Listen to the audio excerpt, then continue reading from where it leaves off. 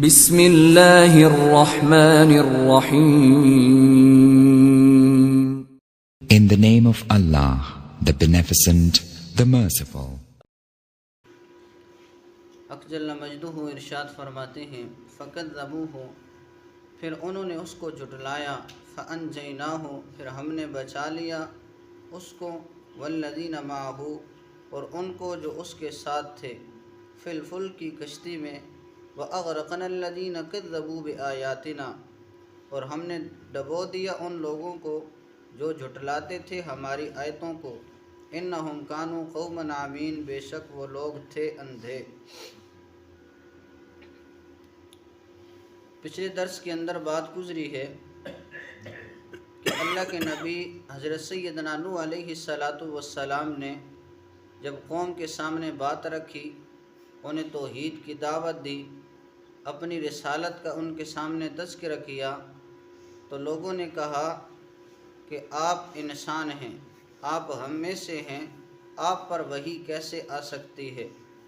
حالانکہ وحی انسان ہی پر آتی ہے، اس لیے کہ اللہ جل شانہ نے تمام مخلوقات میں سے سب سے افضل، سب سے اشرف انسانوں کو بنایا۔ وَلَقَدْ كَرَّمْنَا بَنِي آدَمَ وَفَضَّلْنَاهُمْ عَلَى كَثِيرٍ مِّمَّنْ خَلَقْنَا تَفْضِيلًا، اللہ جل شانہ نے بنی آدم کو عزت دی ہے، بنی آدم کو تمام مخلوقات پر فضیلت دی ہے۔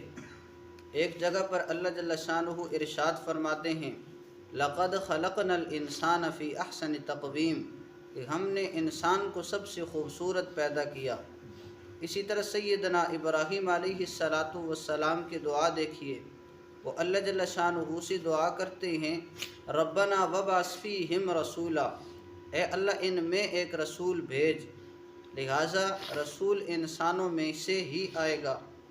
اللہ جل شانہ نے سیدنا ابراہیم علیہ السلام کی دعا کی قبولیت کا تذکرہ فرمایا، هو الذی بعث فی الامیین، اللہ وہ ذات ہے جس نے نبی صلی اللہ علیہ وسلم کو امیین میں بھیجا، رسولا منہم، وہ رسول ان میں سے ہے یعنی انسانوں میں سے ہے، اس لیے کہ انسانوں کی تبلیغ کے لیے آنا ہے تو انسان ہی ہونا چاہیے۔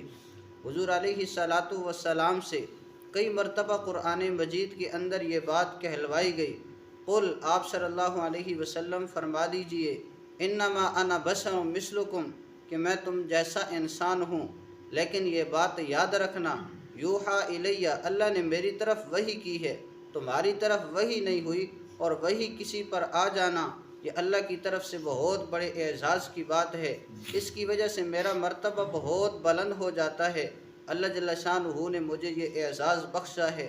انبیاء علیہم السلام اللہ تعالیٰ کا انتخاب ہوتے ہیں، اللہ جل شانہ اپنے انتخاب سے جس کو چاہتے ہیں نبی بنا دیتے ہیں۔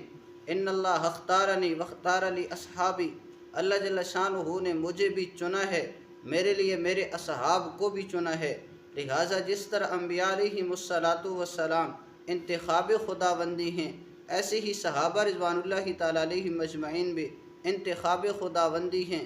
پھر اللہ جل شانہ انبیاء علیہم السلام کو یہ اعزاز بھی دیتے ہیں، انبیاء علیہم السلام کو معصوم پیدا کرتے ہیں، اللہ جل شانہ انبیاء علیہم السلام سے گناہ ہونے نہیں دیتے، اس لیے کہ ان کا خمیر دنیا کا خمیر نہیں ہوتا بلکہ ان کا خمیر جنت کا خمیر ہوتا ہے۔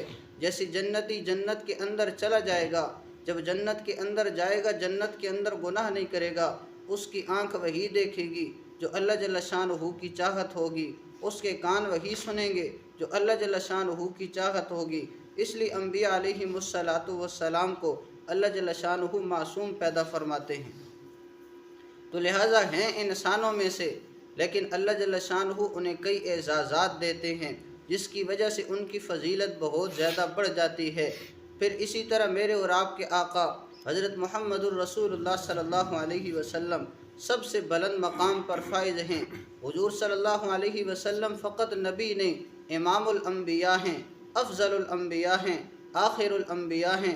حضور صلی اللہ علیہ وسلم کو اللہ جل شانہ نے نبوت سے بھی سرفراز فرمایا، ختم نبوت کے تاج سے بھی اللہ جل شانہ نے سرفراز فرمایا، تو تو حضور صلی اللہ علیہ وسلم کا مقام سب سے زیادہ بلند ہے۔ اللہ جل شانہ کے بعد سب سے بڑی ہستی رسول پاک صلی اللہ علیہ وسلم کی ہے۔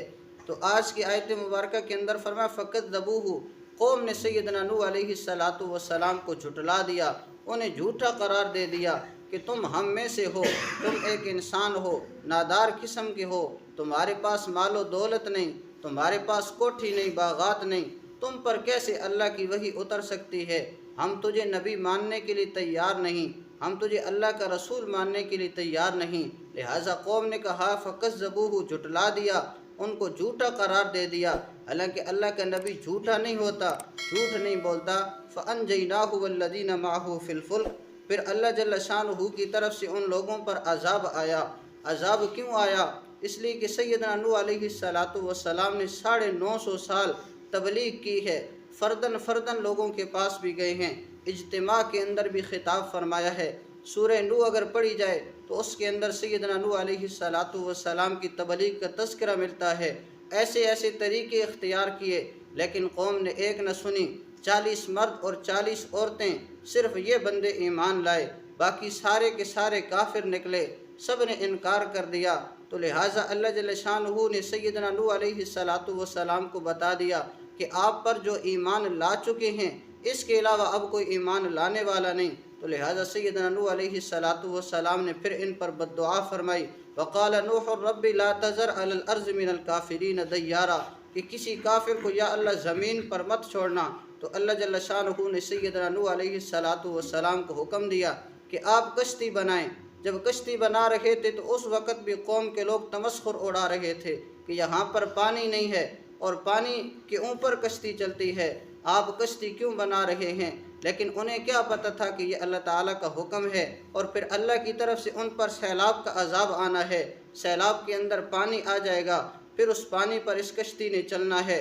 تو رات کی روایت کے مطابق یہ جو کشتی تھی یہ 450 فٹ لمبی تھی، 75 فٹ چوڑی تھی اور 45 فٹ بلندی پر تھی۔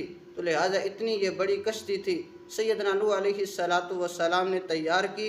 فَأَنْجَيْنَاهُ، تو اللہ جل جلالہ نے اس کشتی کے اندر نوح علیہ السلام کو بچایا، وَالَّذِينَ مَعَهُ، اور جو ان کے ساتھ تھے یعنی ایمان والے۔ ان کی روایات کے اندر بھی اگرچہ اقوال مختلف ملتے ہیں کہ یہ کتنے لوگ تھے، لیکن صحیح اور راجح قول یہی ہے کہ 40 مرد تھے اور 40 عورتیں تھیں۔